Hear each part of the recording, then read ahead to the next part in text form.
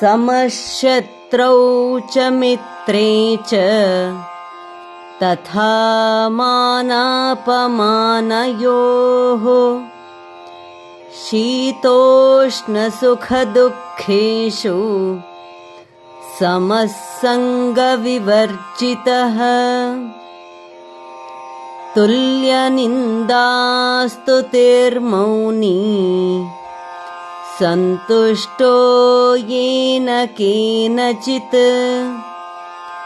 Aniket ಸ್ಥಿರಮತಿಃ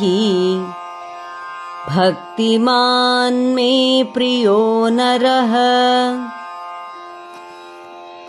One who is equal-minded to a friend and a foe, equipoised in honor and dishonor, heat and cold, pleasure and pain, praise and criticism, who is free from attachment and who is in mauna, silence, contented with anything, unattached to a fixed residence,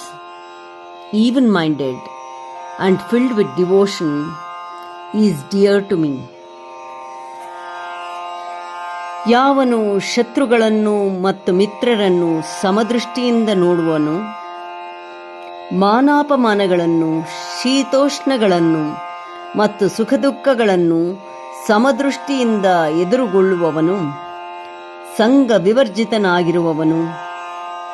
ನಿಂದಾಸ್ತುತಿಗಳಲ್ಲಿ ಸಮಭಾವದಿಂದಿರುವವನು, ಅವನು ಮಿತಭಾಷಿಯು, ದೊರಕಿದ್ದರಲ್ಲಿ ತೃಪ್ತಿಯನ್ನು ಪಡುವವನು, ತನ್ನ ಮನೆ ಎಂಬ ಅಭಿಮಾನ ಇಲ್ಲದವನು, ಇಂಥ ಸ್ಥಿರಬುದ್ಧಿಯುಳ್ಳ ಭಕ್ತನು ನನಗೆ ಪ್ರಿಯನಾದವನು.